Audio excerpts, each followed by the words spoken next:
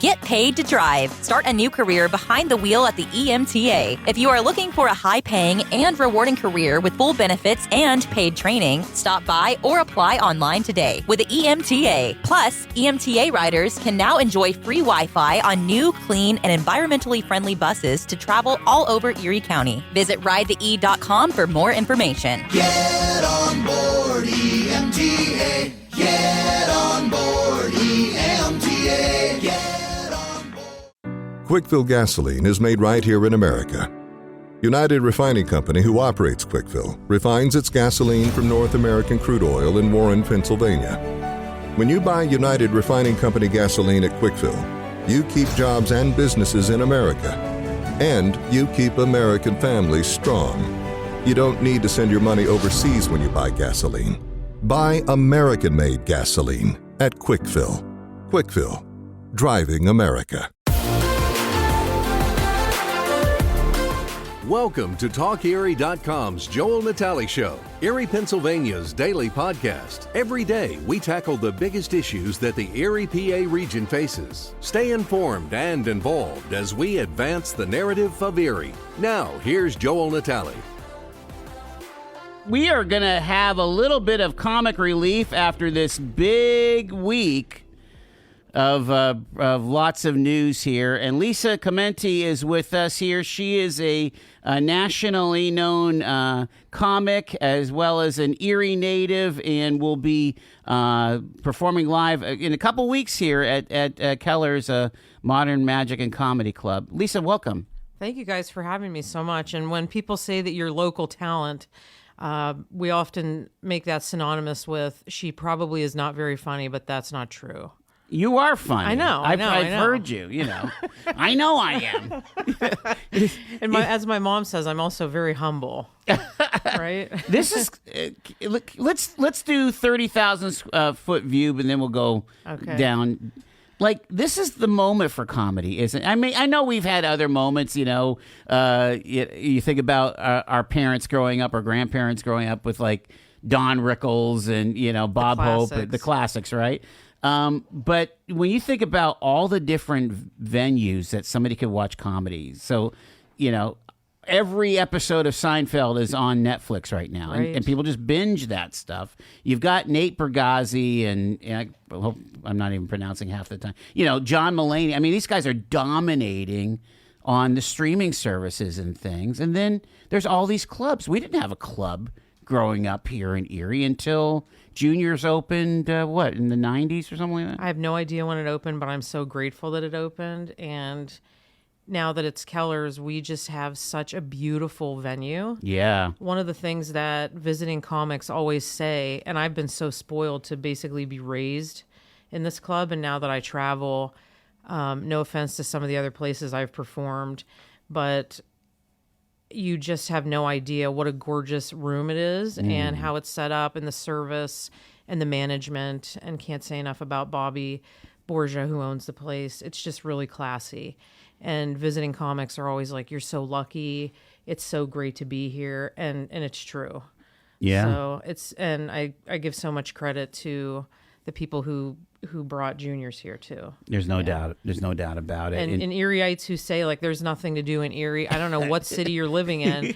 And also when I decided to leave my full-time job and do comedy, which we'll talk about, so many of my comedian friends who are so deep into comedy and have been doing it for years, like Tammy Pescatelli said to me, Lisa, you're not leaving Erie, right? Like you will live there. And I said, yeah. She's like, it's such a great scene.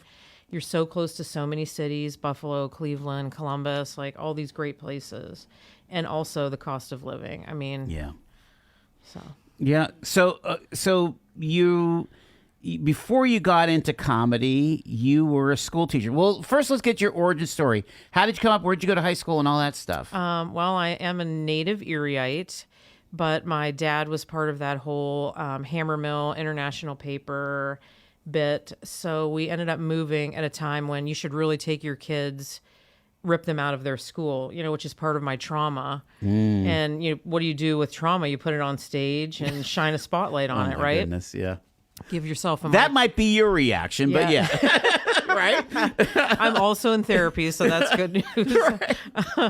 So what were you, like 5th or 6th grade or something? I was going into 4th grade. Yeah, you know, that's tough. puberty, bring on the puberty and the move Yeah. down to Memphis, Tennessee. So we moved to Memphis, and I went to high school and middle school there, went to an all-girls school there. And then as soon as I graduated high school, I packed my car like the Beverly Hillbillies. Like, I shoved everything in there. And 3 weeks later, I moved back here. 3 weeks after graduating. I just love Erie, and anybody who talks smack on it, I'm serious. I know this is called Talk Erie, but I'm obsessed with this town. It's just so bizarre and so delightful, just like me. And where'd you get your teaching degree? I went to Barron, and then I went to Gannon. Yeah. And I lived with my grandfather because I knew that I could not have a roommate my own age. I was like, I need to live with a senior citizen. That's more my jam. It was. I just thought if somebody tries to party like anywhere near me, I will probably kill her. And so was it like Jeopardy and Wheel of Fortune every night? It or was something? the PBS NewsHour. Oh my gosh. Yeah, it was. It was. People wanted to come over and see him. Did you eat at 4:30 in the morning, in the afternoon? Absolutely. There was steamed cauliflower, and I smelled like steamed vegetables when I'd go to school, and he'd hang my laundry in the basement, and everything was very stiff because we weren't allowed to use the dryer, and he survived the Depression. That's fantastic. Yeah, I talk about that a lot on stage too. I loved living with an old man. I mean, God rest his soul now, but we were best of friends, and I don't know. I mean, he was super cool. I bet you extended his life a bit I living hope there. so. You know? I mean, he was fun. My mom just said to me when I moved in with him, because that was her dad, she said, please do not lock my dad in a basement and take over his home. And I didn't. So that's fabulous. So you were well grounded while you were at Barron and Gannon. Yeah, you know? I worked. I lived with the senior citizen, and people were like, "Oh, how was your college experience?" I'm like, "Probably not like yours." I lived with a senior citizen. We talked AARP, watched PBS NewsHour, stuff like that. You were a high information voter, I'm sure, as a 19-year-old, right? I was well informed and always told when I was wrong. So right. and I grew up in an Italian family, so I've been always told when I was wrong. All right, let's unpack that, because obviously I'm full-blooded Sicilian American, right? So where do you know where the ancestors came from? What part of Italy? You're going to put me on the spot, so now I'm not going to be able to remember. So let's move on, Joel. Okay. Yeah. But what kinds of Italian food did you grow up with? Oh, my gosh. Did you have the fish We had the or more the fish. pasta? We had the fish. We had the fish. pasta. But smelt are my favorite fish. I know. Don't look at me like that. Oh, my gosh. Are you thinking I'm a trash human? No. It's Okay. just we weren't that kind of Italians. For some reason, my mother spared us all the fish and the tripe and the cow stomach and all that stuff, right? Well, and the calamari too. We didn't have like tons of fish, but the smell Yeah. were my favorites. I think because they were fried. Yeah. Yeah, it had everything to do with the grease. Less fish, more grease. I will also say that we would sometimes have pizza with anchovies on it. Now, my dad loved that. Yeah, and my dad would say every Christmas Eve when we would have the pizza with the anchovies, if you eat the anchovies, it'll put hair on your chest. And You were going for that, right? I was, and I tried. I just would be like, I don't want those anchovies then because I don't want hair on my chest. But yet here I am as a perimenopausal woman. You guys can do the math on that. I'm trying to be clean about it. Right. Yeah. Oh my gosh. So like Christmas Eve, the big 7 fishes and stuff. Yeah, and Oh, also gosh. our Thanksgiving. I don't know what yours looked like, but the turkey was so unimportant. It was all like, here's the lasagna, the homemade pasta, the sauce, the homemade pizza, and then by the way, there's this turkey in the back room, like for good measure, just to keep us, grounded to America. Yeah, right? just to remember that like we do live here and we're not totally weird. Oh my gosh, that's amazing. Yeah. So you graduate from Gannon, you have your teacher's certificate. What was your specialty? My specialty is English literature. In high school, you were Yes. doing secondary Yes. English. Yeah. English lit, huh? Yeah, Wow. it's the class everybody loves to Did take. you read your whole life? Or were you just devouring books? I mean, look at me. I'm a huge dork. Just look at me. I'm so glad no one can see me right now. Well, actually, they can on multiple channels. Rats. Actually, I would have made myself up. what were some favorite authors as a kid? Gosh. Were you into young adults, or were you reading ahead? Judy Blume and all of that. There you go. Yeah. And then let's see, as an adult, well, in high school, I loved to read the classics. I just liked dark. I liked dark books like Crime and Punishment. I think it's because I grew up in an Italian family and everything was just sad and like everyone was going to die and let's wear black. And did you read Mario Puzo at any given time? I did not. No. Okay. The Godfather. Oh, wait right? a minute. Yes. How did I? Yeah. I just Sorry. I just finished that. Did you? Again. Yeah. I was like, how have I seen all the movies and didn't read the book? Right. Yeah. Sometimes I forget the authors. Sure. Yeah. Maybe because I drink in clubs every weekend and my. I don't know. There is a diminishing effect, right? Yeah. Reading and getting a love for reading. How do you feel like you got that? Because again, if you're going to be a lit teacher, consuming it is all important. I think right? ultimately, I really wanted to be a writer, and Did you? I love to write, and I still write. Nice. And I think that's so much of what helps me be a comedian because I love writing. And if you want to be a really good writer, which is what I'd always tell my students, you have to be a good reader because that's how you find your voice. You read a variety of styles, and then you find out who you are, and you just write.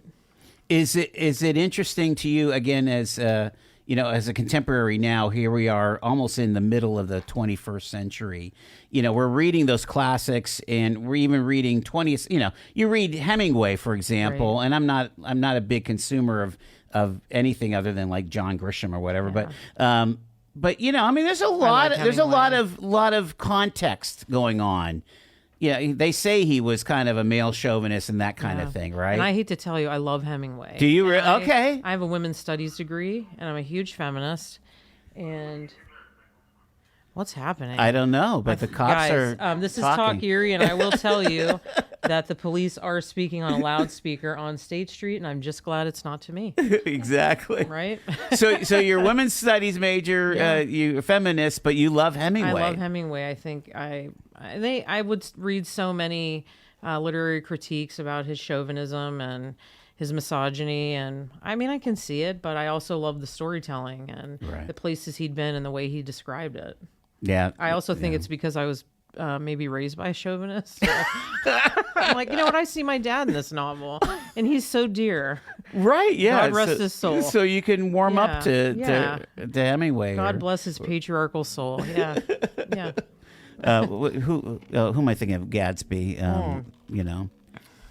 Who's the author? I'm sorry. My brain. F. Scott F. Scott Fitzgerald. Again, another one where, not Joel's necessarily. testing my literary knowledge on 2 hours of sleep after I was out last night. I would Sorry. just like to make note, everybody.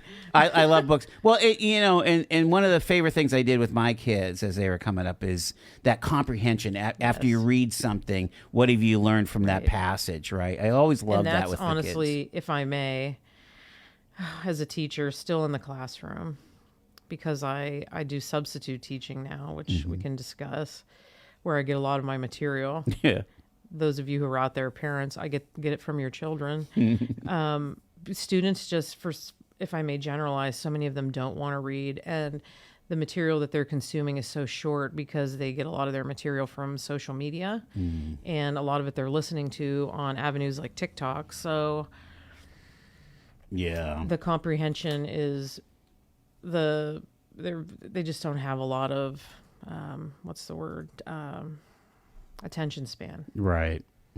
Gotta keep so developing that. I'll give them something to look at. It's like, you want me to read this? Well, yeah, it has words on it, and I gave it to you in a classroom, and I want to talk to you about it. So, yep, I'd like you to read it. Yeah, there was a huge article in, I don't know if it was New York Magazine or New York Times or whatever, talking about that even like the high-end advanced degrees, like at Columbia or NY or whatever, the kids cannot read like War and Peace. Like they assign it to them and it doesn't get done. Right. I mean, it's just what it is. And it was even tough for me when those are big books. Like Crime and Punishment is one of my favorite books, but I just would have to break it up in small pieces. That's all.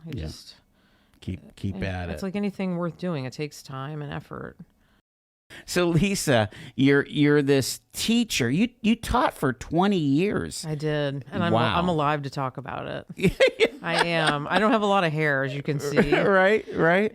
But yeah, I taught for 20 years, and it's given me great material. Parents will always ask me. I don't have my own children, and so they'll be like, "Oh, Lisa, you don't have your own kids." I'm surprised. I'm like, "Well, I've spent my whole life in a classroom with yours," which is not an aphrodisiac. So, I don't. Yeah. I don't want. I've raised your children. I don't need my own. Right. Thank you. I want to go home to a quiet house. Yeah. And so you're teaching them literature. Talk Writing, about how to be humans. Wow. My favorite teachers just took the teachable moment. And I don't. Sometimes you don't remember a lot from the subject matter. I don't know how you guys. What you think about your own educations, but my favorite teachers always just stopped and taught us how to be human. Right. And that's what I loved. That's what made me want to be a teacher. Sure. Was connecting with people and relationships, and that's what I like about comedy. It's just, like you're out for having this evening, and I don't know what's going on in your life, just like a classroom, but here we are having this moment, and hopefully you can forget about the world around you for a second, just like a classroom, and just be here doing this. Do you feel like parents, do they understand how their kids act at school? 100% no. And that you did not hesitate. I did not hesitate, and any teacher will tell you that. And I would like to say that the parents who do acknowledge when you have to reach out to them and say, okay, here's what happened today at school, or this is what I'm seeing, and it's negative. The parents that come back with, I get it, my kid is lazy. Those are the people, or whatever, that they like, I see you. I see the same thing at home. Thank you for letting me know. It warms my heart. So fuzzy, you have no idea. Most of the time, it's just nothing but backlash. And I will also say that email has made people very brave. Right. So we all have to be very careful about that, about how we talk to people. And I don't know, just understand that we're all trying to raise the village. Yeah. Yeah, there's no doubt about it. Yeah. Did you notice, like, when you taught in Catholic school versus public school, was there quite a big difference, or not really? Students are students, and parents are parents. I didn't see a huge difference. Okay. Maybe with involvement at times, sure, parental involvement, but no. I right now I just finished a long placement, and at a public school. Can I say which one? I mean, shall we talk it's up about to it? you. I just finished a placement at McDowell Senior High, and I had an incredible experience. The faculty there was really good to me. The administrators were great. I don't know. So and they as a sub, they made you feel welcome because they knew you're around. Yeah. And again, the idea is to not have learning loss. Yeah. When one of their teachers gets pregnant and has a baby or whatever. Yeah, right? I've filled in for people who've had, surgeries and have had to be out for 5 weeks, or somebody who's on maternity leave, or now I'm going to go back to day-to-day subbing for a little bit because I need a break. And I've got some shows coming up that are out of town, which is the whole reason I wanted to sub, because I still at times want to be in the classroom, but I need my schedule to be more flexible. So when you're doing the day-to-day, though, I just wonder, what kind of context you're walking into. Oh, people just think, here's this lady. Oh, my gosh. What is her Let's see what we can get away with. Or? Oh, absolutely. No one respects you for the most part. It's just like, oh, sweet. You see a lot of kids fist bump, like, yes, the teacher's not here, and this woman has no clue. Look at her. She's got a shaved head. She's bizarre. She's not well. We're going to get away with everything. Yeah. And then they use all their weird lingo. I don't know. Yeah, what's the new lingo? Oh, there's so much of it. Like, first of all, the amount of times in a day that I'm called bro or bruh, and a short-haired woman does not want to be called bruh. It's super offensive to me. I've spent my whole life trying to look like a woman. even though I have short hair. Right. Oh my gosh. Yeah, everything's bruh. And also, no ma'ams, huh? no. Very rare. When a student calls me ma'am or says, hey, lady, I feel so seen. You have no idea. And even though I put my name on the board and I put MS in front of it. Yes. Yeah, no. Some other things that they say.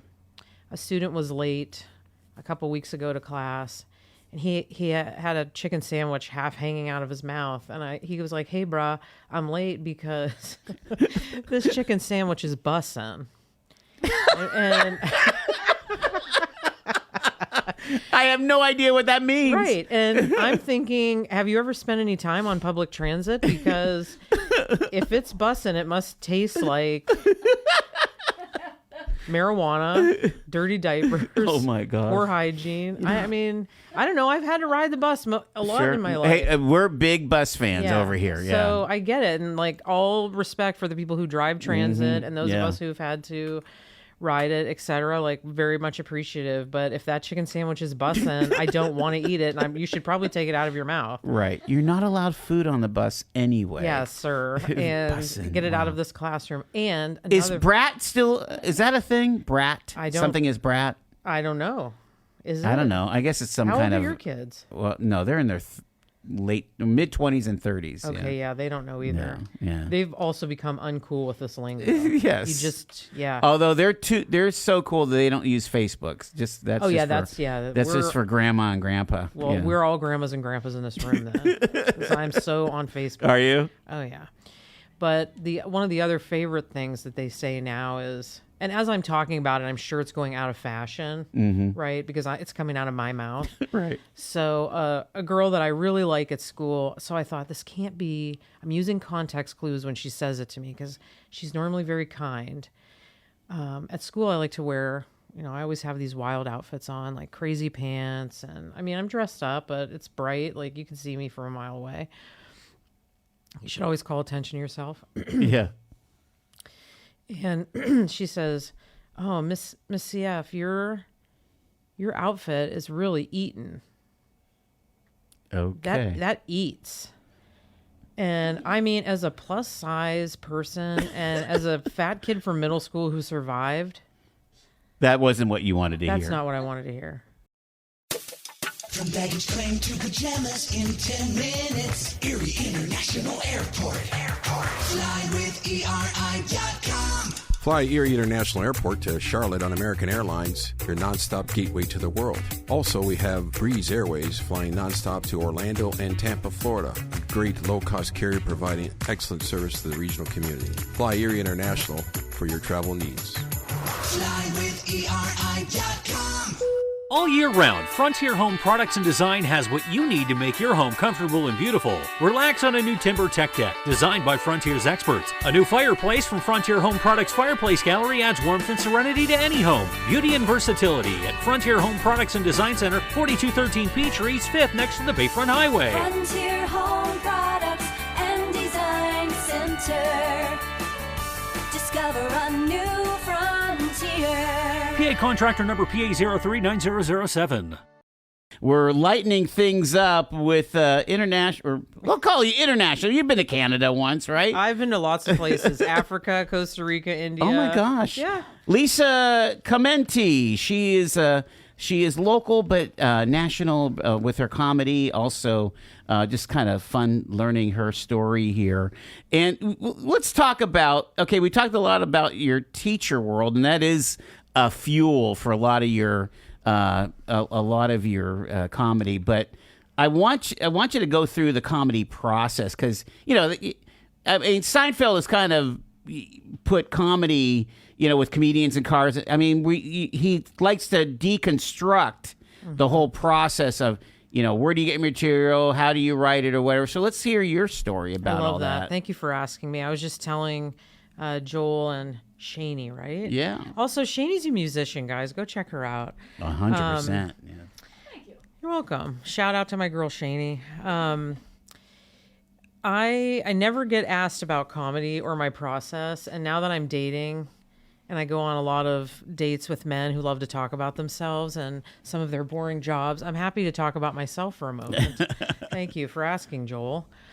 I have a binder at home that this is such a teacher thing. It's like I feel like I should have a trapper keeper, like when we were. Oh, sure. Remember the trapper keeper? Yeah.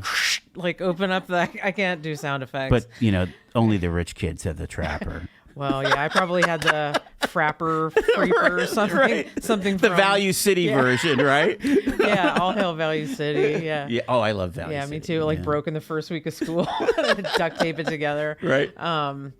I have a binder at home, and it has tabs, little dividers that are neatly labeled and alphabetized because the teacher. And then they're all by topic. So there's like hot dads, there's my parents, there's Italians, there's food, there's fat people, there's students.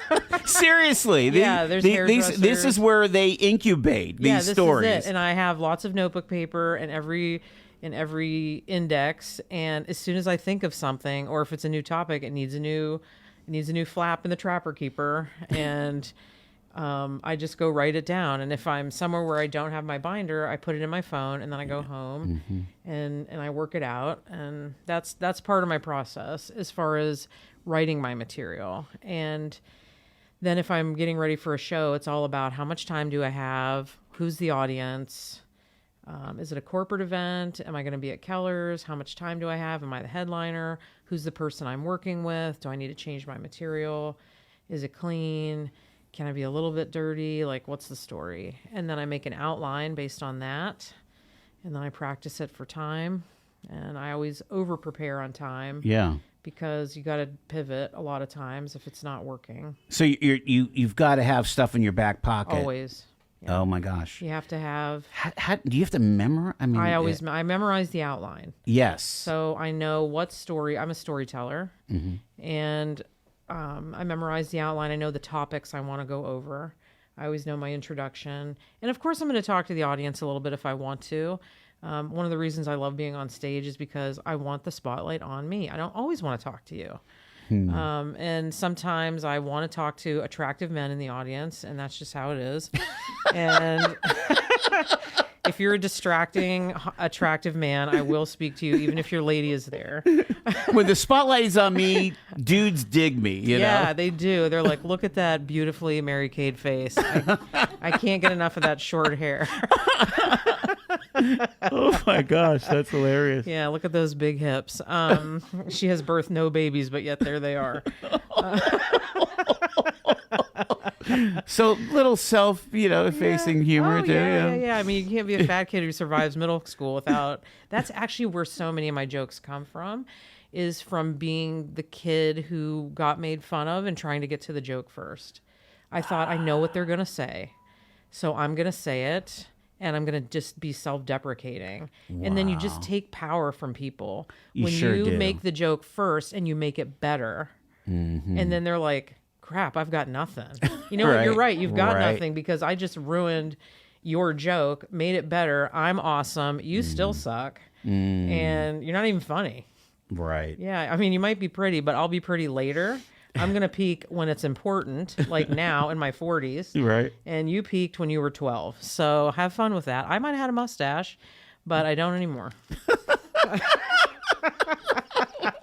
I seriously looked so bad until I was maybe 30. Yeah. I looked like a pilgrim right off the Mayflower. It just was I was so disgusting. Oh my I don't know how my parents loved me. Do you ever look back at pictures and think, how did my parents love me? I just couldn't understand why I grew my hair so long when I was in high school. You know, was I guess that was the thing. It was a rebellion.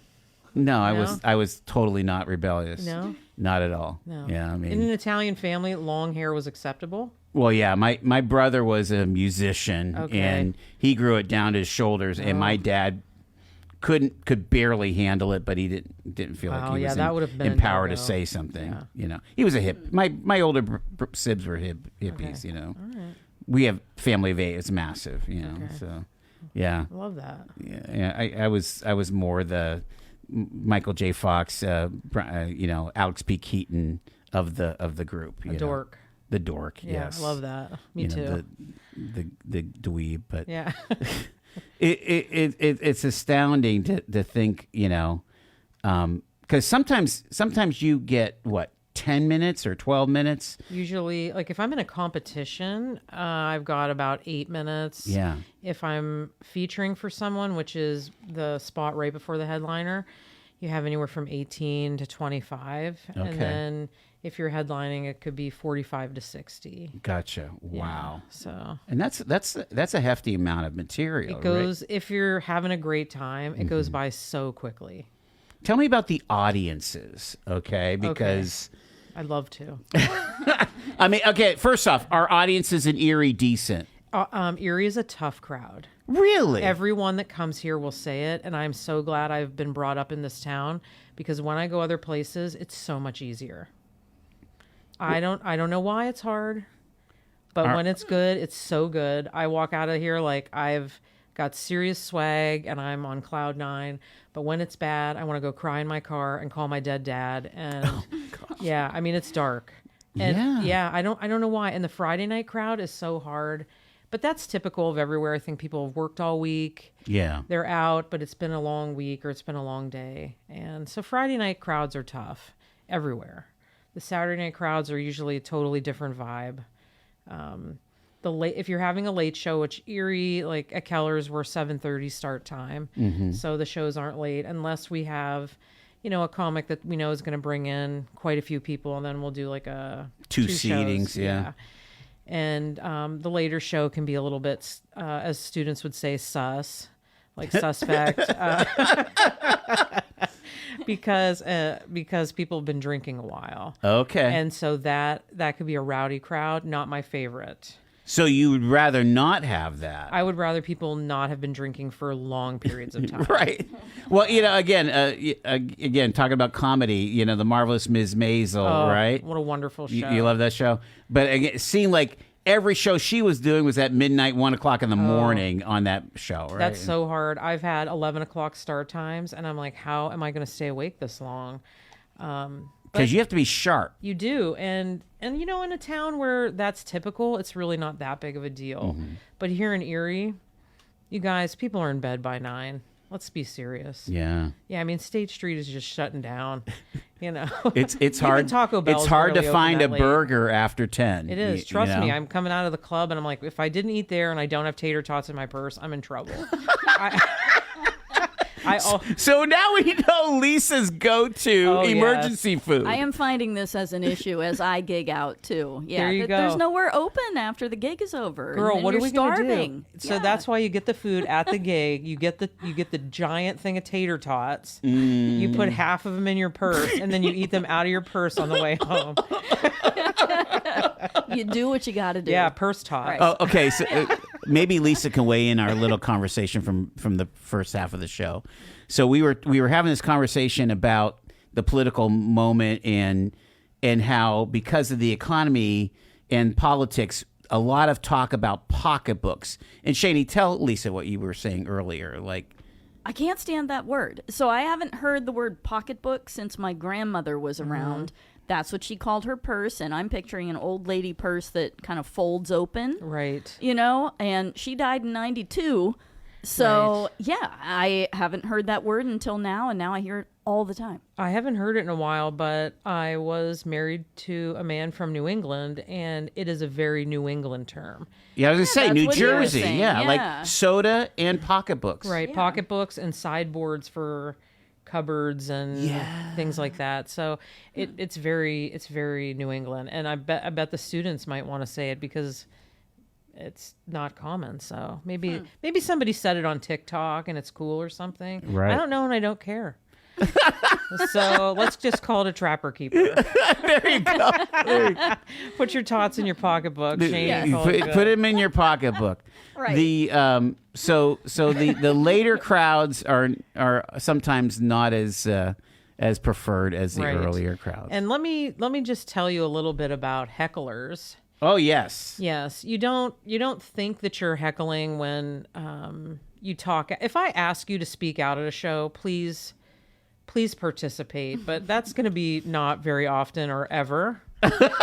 So the rule of thumb is to not shout out. It's hey, Lisa. Yeah. The rule of thumb is if nobody handed you a microphone when you walked into the comedy club, you will shut your face. Right? Unless you're laughing, that's okay. Sure. But when a comedian is on stage, we have so many things that we're managing.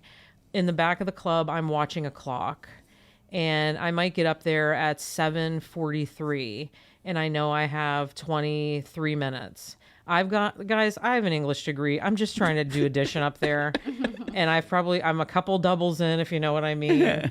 And I'm trying to watch that. I've got a spotlight. I'm trying not to fall off the stage. I'm trying to figure out who's this crowd. What should I change my material? There's so many things going on. I've got the topic list in my head. Is there something I was supposed to say? Did the club owner ask me to do something? And you're messing up my rhythm when you speak out. Mm-hmm. And if you are a problem, you're getting me upset. And I'm in therapy for being aggressive, so I need you to not do that. Yeah. Are they ever like just rude, yes. and personal ad hominem attacks, that kind of thing? Absolutely. Well, that's just wrong. It is. I haven't had it in a long time. And I'm getting better, I think, as a professional, just like with teaching. I think teaching has taught me everything I need to, many things I need to know about how to be a good comedian. Because I treat every audience as a classroom. I have great classroom management.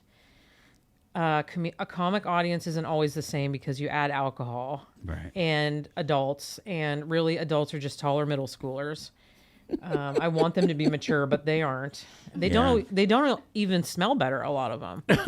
So oh wow. I know. I'm just telling the truth here, guys. This is what I do. Is there any difference between like a super urban cosmopolitan audience and maybe, let's say, a mixed audience? Oh yeah, we came up from one of the rural areas. Can I tell you that last weekend I performed in Corey at an Elks Lodge, and it was one of the best shows I've ever had. Awesome. I got a last minute call because somebody, even comedians need substitutes, and somebody was sick, and I happened to be free on a Saturday night, which isn't often. Mm-hmm. And I was like, do I want to go out to Corey? And then I thought, yes, I do. First of all, there's going to be bearded men out there with work trucks, and that is a thing for me. So Lisa's favorite vehicle, F-150, right? Yeah, that means you're earning money. Yeah, and I'm into that. I love men at work. I mean, only in America do we put up signs announcing that men are working. But yes, it was a great audience. They were super supportive. They were really fun. Urban audiences can be very loud, and I will tell you that they either will laugh at you or be absolutely silent. That's been my experience. And I don't want fake laughs. You make me earn my laughs, because I'll just continue to change my material. And you are going to have nights where you just fall flat. Wow. That's just how it is. It's just what it is. Yeah.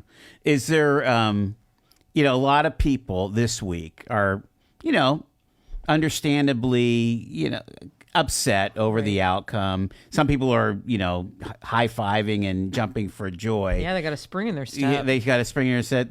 The air smells great, that kind of thing. And so, how do you use a moment like this in your comedy? That's a great question. I will not address it at all. Okay, so you just don't go politics. Because I think politics is one of the most polarizing topics. Sure. And I'm already going to offend you at some point. So just by existing. Right. I mean, you see me and you're just like, I don't know, some people just look at me and they think, oh my God, what is she doing? Like, who is this lady? I don't have to open my mouth sometimes. But I want to connect with people as humans. I don't want our politics or whatever. I want to talk about like how I grew up and talk about the human experience and talk about family and talk about school and talk about dating and make fun of men and make fun of women and just all the things that get people to laugh. I don't know why you're in a comedy audience tonight. I don't know what it is you're escaping. I don't know why you need to be entertained. I don't know what happened before you got here. Just like a classroom. I don't know what your morning looked like. I don't know why you're mad at your parents, but I want you to have fun. So I'm going to try not to push your buttons. You know, that's a very mature and serious approach to your craft. You. Yeah. It really is. I was raised to be accepting, and everybody was welcome at our table, even if you didn't agree with, the staunch things that my dad especially believed in. The strongly held views. Yes, yeah. but it was like, you can eat here and we still love you, and I will not discuss things that I think will tear people apart. I just won't. I'm sorry, Lisa. That's just amazing. It really is an amazing sentiment to kind of cap the week off. Thank you. Of like everyone is welcome. Everybody, let's have a chat. Let's have a laugh. Yeah, I'm not going to talk about it. Even if I was on stage tonight, which I'm not. Yeah. And in the next few weeks, even like I'm sure I'll be on stage in January when the inauguration happens. I will not talk about it. I'll just be like, hey, everybody, it's a new year, and it's not a new you because you still suck. I'll just be up there. I'll just be up there doing my same shtick I do at the beginning of the year because I hate New Year's. It's New Year, same crap. And it has nothing to do with who's going to be in office. It's just, I don't know. We're just people. And that's it. We all want to accomplish the same things usually. And you're in an audience to laugh and have a fun evening, not to get irritated. Yeah. So we've learned a lot from our teacher here today, Shane, because we've learned that Erie's a tough crowd, but seemingly they appreciate when they're able to laugh, right? I mean, my gosh. when they start roaring, they keep going. Yeah. And they've been very good to me. I found a lot of really great support here. People have just, I don't know, uplifted me. Yeah. So when you make them laugh, they laugh. And when you're not funny, they will let you know. So when Ms. Chimenti comes as your sub, know that she's the cool sub. Yeah. But she will send you to the office, and she will reprimand you. Yeah. Don't act up. Thank you so much, Lisa Chimenti. Appreciate it. You've been listening to The Joel Natale Show, Erie, Pennsylvania's daily podcast from TalkErie.com. Subscribe to our show on your favorite podcatcher and get involved by emailing joel@TalkErie.com.